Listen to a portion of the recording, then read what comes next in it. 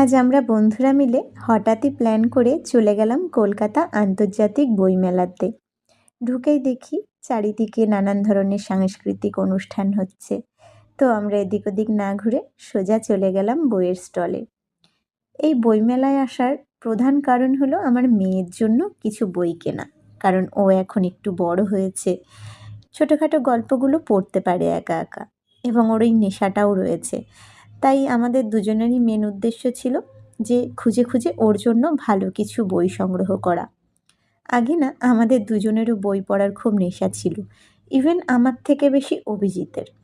ওর তো প্রচুর ধরনের গল্পের বইয়ের কালেকশন রয়েছে, বিভিন্ন রকমের। কিন্তু পরিস্থিতি আর সময়ের অভাবে এখন আর সেইভাবে বই পড়া হয় না।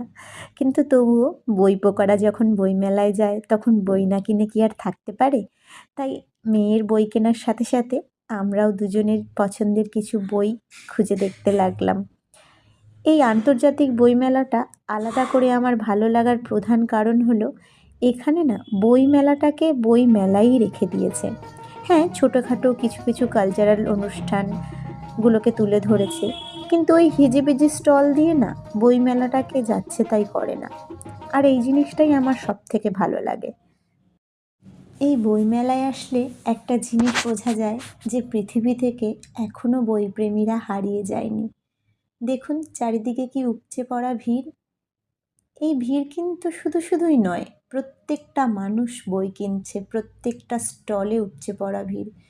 বিশেষত কিছু নামজাদা স্টলগুলোতে এতটাই ভিড়, দুর্গাপুজোতেও এত লাইন হয় না।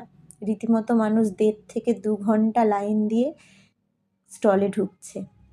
তার প্রধান কারণ হলো পছন্দের বইগুলোকে কেনা, আর তার সাথে সাথে নিজের প্রিয় লেখক, সাহিত্যিক বা কবির অটোগ্রাফ নেওয়া। আপনার পছন্দের বই কিনবেন আর আপনার সেই বইতে সেই পছন্দের লেখক, সাহিত্যিক বা কবির অটোগ্রাফ নেবেন, এটা এক ধরনের নস্টালজিয়া, যেটা অনেকেই মিস করতে চান না। তো যাই হোক, আজকে বই কেনার সাথে সাথে আরও একটি উপরি সারপ্রাইজও পেলাম। সেটা কি, চলুন দেখাই। Only Anupam Roy. Welcome him with a big round of applause. 2026 বইমেলায়, কলকাতা বইমেলায় সবাইকে স্বাগত। আজকে একটা বিশেষ অনুষ্ঠান এবং এখানে তোমরা যে ভিড় করে এসেছো ভীষণ ভালো লাগছে।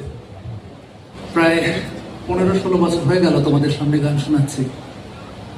প্রথম যখন এসেছিলাম ভয়ে ভয়ে বলেছিলাম বাড়িয়ে দাও তোমার হাত,